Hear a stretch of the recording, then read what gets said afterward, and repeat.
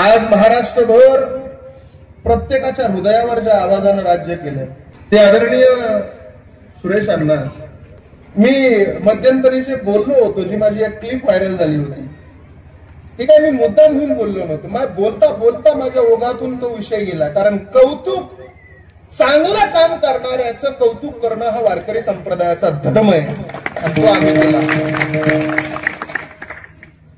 आणि लोकांनी त्याच मुद्द्यावर असं आम्हाला असं ठरवलं की महाराज सुद्धा जातीवादी आहे. कसला पाव एका पाव, पाव दोन्ही अर्धा, पाव त्रिक पाऊन, पाव चक एक, पाव पाच सव्वा, पाव सक दीड, पाव सत पावणे दोन, पाव आठ दोन, पाव नऊ सव्वा दोन, पाव दहा अडीच, निम एक निम, निम दोन्ही एक, निम त्रिक दीड, निम चौक दोन, निमा पच अडीच, निम सत तीन, निम सत साडेतीन, निम आठ चार, निम नम साडेचार, निम दहा पाच, पावणे एका पाऊन, पाऊन दोन दीड, पाऊन त्रिक सव्वा दोन, पाऊन चौक तीन, पाऊन पाच पावणे चार, पाऊन सक साडेचार, पाऊन सत सव्वा पाच, पाऊन आठ सहा, पाऊन नऊ पावणे सात, पाऊन दहा साडेसात, असे लई मोठे येतात. पण एका पाकिटात महिला मंडळ तुमच्या जुन्या काळात, मला सांगा महिला मंडळ तुमच्या काळामध्ये जे उखाणे घ्यायचे म्हातारे महिला, तुमच्या काळात उखाणे किती लांब असायचे? आता शॉर्टकट स्वीट झाले, चालता चालता उखाणे तयार करतात बाया. जुन्या काळातले उखाणे फार सुंदर होते. सांगू का एक नमुना सांगतो, ऐका. पंढरपुराच्या वाळवंटामध्ये डोक्यावर तुळस घेऊन पांडुरंग परमात्म्याकडे एक बाई पाहत होती. किती सुंदर उखाणा घेतला तिनं जुन्या काळातला. ती म्हणली, येत होते जात होते खिडकीमधून पाहत होते, खिडकीला 3 तारा, अडकी त्याला उंदर 12, पान खाते 13 13, घाम येतो जरा जरा, तिकडून आला व्यापारी, त्याने दिली सुपारी, सुपारी देते वाड्याला, हांडा नेते पाण्याला, पाणी आणते आडाचा, वाडा बनते भिंगाचा, वाड्यात वाड्यात 7 वाडे, वाड्यात होता पलंग, पलंगावर गादी, गादीवर उशी, उशीवर बसली, बशीवर कप, कपाला घर, घराला भिंत, भिंतीवर होती घडी, घडीत वाजला एक, आणि पांडुरंगाचं नाव घेते मी ज्ञानोबा तुकोबाची लेक. जुन्या काळातले उखाणे होते महाराज. अजून एक सांगू का? असे 130 येते तुम्हाला. सांगू का? सांगू? हा, असलं म्हणलं की सांगा सांगा. आवाज जुन्या काळात ऐका. आधी अन्नावर घेतो, नंतर आबावर घेतो. नाहीतर ऐका, जुन्या काळातला फार सुंदर. अहो, आधी केली बारशी पैठण केलं. गेल्या वर्षी पैठणची माता कवर पंढरपूरला जायची आवड. पंढरपूरला विठ्ठल रुक्मिणीचा जोडा. विठ्ठल रुक्मिणीच्या जोड्याची हवा पाहू कैकाडी महाराजाचा मठ पाहू. कैकाडी महाराजाच्या मठाला घालते मी वेडा. पुढा आला वाकडीचा वडा. वाकडीच्या वडाला सोन्याची हलकी. पुढे आली मुक्ताबाईची पालखी. मुक्ताबाईच्या पालखीला सोन्याचा तुरा. पुढे आला गोपाळपुरा. गोपाळपुऱ्यात जनाबाईचा खेळ. आता झाली आळंदीला जायची वेळ. आळंदीला थोर साधू संत. थोर साधू संतांची करते मी सेवा. पतिमत्तेत माहूरला जावा. माहूरची साडी औंढा नागनाथाची पाऊफडी. औंढा नागनाथा कशी झाली दाटी. बासरला येणं केलं सरस्वतीसाठी. सरस्वती कशी एक मुक्काम राहू. राजूरचा गणपती पाहू. राजूरच्या गणपती कशी चतुर्थी सोडली.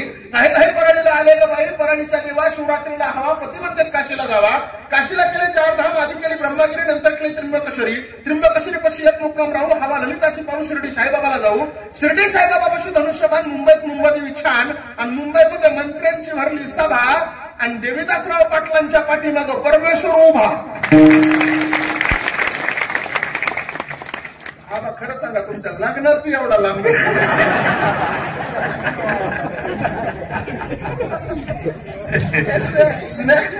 जुन्या काळात ते उखाणे लय सुंदर. जुन्या काळातली पद्धतच चांगली. आता त्या दिवशी सक्रातीला एक बाई आमच्या घरी आली आणि उखाणा घ्यायला आली. आमची आई म्हणले, घ्या ना उखाणा बाई. तिने उखाणा काय घेतला माहितीये का? पुरी नवऱ्याला वैतागली होती. ती म्हणली, चालले होते हळदी कुंकवाला, बटन तुटलं बटव्याचं.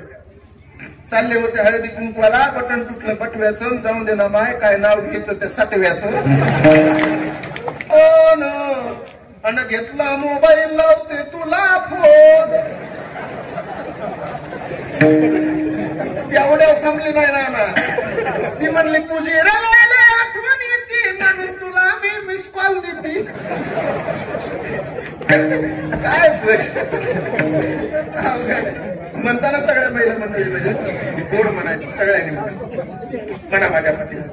नामदेव जनाबाई. मागच्यांचा जसा जीव चाललाय ना, जरा मोठ्याने म्हणा, नामदेव जनाबाई. वा. सोपन काका मुक्ताबाई. नामदेव जनाबाई. सोपन काका मुक्ताबाई. वा.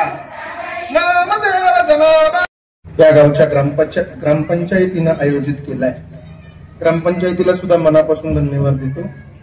आणि मगाशीच सांगितल्याप्रमाणे मला असं वाटतं दरवर्षी तुम्ही हा कार्यक्रम नक्की केला पाहिजे, कारण या कार्यक्रमाच्या माध्यमातून आपल्या या तरुण पोरांच्या हृदयामध्ये ज्ञानोबा तुकोबाचे विचार पेरले जातील.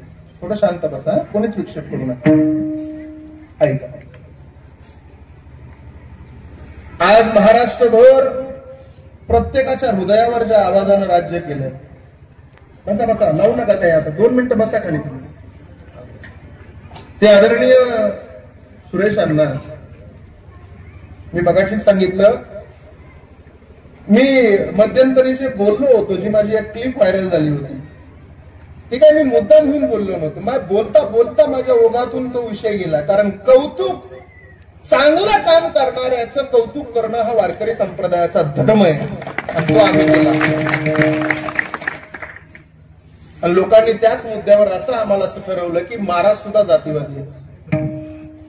कसला जातीवाद आहे, कुठून आणला हा जातीवाद? सकाळच येते आहे अधिकार, कशाला सांगितलंय आमच्या संतांनी? आम्ही कधीच जातीचा विचार केला नाही. 2016च्या काळात इथून पाठीमागची सगळी पार्श्वभूमी मी मगाचीच सांगितलं. ते 30 रुपयाचा चष्मा घालून बसणार ते सदावरती, त्यांना अन्नावर टीका करत असताना असं सांगितलं, मी हे बघा, जे चांगलं कार्य आहे त्याचं कौतुक प्रत्येकानं केलं पाहिजे. तो नेता कोणत्या पक्षाचा आहे कोणता आहे ते त्याच्याशी घेणं देणं नाही पाहिजे. चांगलं कार्य करतोय ना, त्या माणसाचं कौतुक केलं पाहिजे. मी मगाशीच सांगितलं, तुम्ही चांगलं काम करणाऱ्या माणसाचं कौतुक केलं नाही तर महाराष्ट्रातली चांगली काम करणारी माणसं संपून जातील. त्या लोकांना अपेक्षा दुसरी कशाचीच नसते, फक्त कौतुकाची थाप महाराष्ट्राच्या जनतेने त्यांच्या पाठीवर दिली पाहिजे. इथून पाठीमागचं सगळं पाहिलं तर मला असं वाटतं उत्तराखंडामध्ये आज त्यांच्यावर आरोप करतात की ते जातीवादी नेते आहेत म्हणून. आज उत्तराखंडामध्ये ज्यावेळेस प्रलय आला त्यावेळेस महाराष्ट्रातून एकमेव नेता सुरेश अण्णा धस त्या उत्तराखंडामध्ये गेला, त्यावेळेस तुम्हाला जातीवादी नाही दिसले. ज्यावेळेस पीक कर्ज या शेतकऱ्यांना वाटायचं होतं, 90,000 फायली बँकेमध्ये होत्या, त्यावेळेस त्या बँक मॅनेजर, तुमचा हरिनारायण अष्टेचा बँक मॅनेजर, त्याला समोर बोलून त्याचे चरण धुवून त्याचा अभिषेक घातला. ते आंदोलन संपूर्ण महाराष्ट्रानं पाहिला, त्यावेळेस तुम्हाला जातीवाद नाही दिसला. त्या पाटोद्यामध्ये बँक मॅनेजर शेतकऱ्यांसाठी, तो शेतकरी त्यांनी त्यावेळेस अण्णा असं म्हणले का, हा शेतकरी या जातीचा याला कर्ज द्या, तो शेतकरी त्या जातीचा त्याला कर्ज, अशी कधी भूमिका आहे का? सामान्य जनतेसाठी उभा राहून त्या पाटोद्याच्या ब्रँच मॅनेजर सोबत वाद करून जेलवारी भोगणारा नेता, जेलला जाणारा नेता, त्या नेत्या संदर्भात तुम्ही जातीवादी म्हणता. आजपर्यंत त्या नेत्यानं कधी जातीवाद केला नाही, आणि आज एका गरीब कुटुंबाच्या पाठीमागं खंबीरपणे तो उभा राहिला, तर आज तुमच्यासाठी जातीवादी ठरला का? कशासाठी? इथून पाठीमागचं सगळं तुम्ही विसरून गेले? अजिबात नाही. माझी विनंती आहे सगळ्यांना, ही जात नावाचं प्रकरण मिटून टाकावं, हे जात सोडून द्यावं, हिंदू म्हणून जगायला शिका. बस झालं, कुठपर्यंत जाती जातीमध्ये वाटल्या जाणार आपण.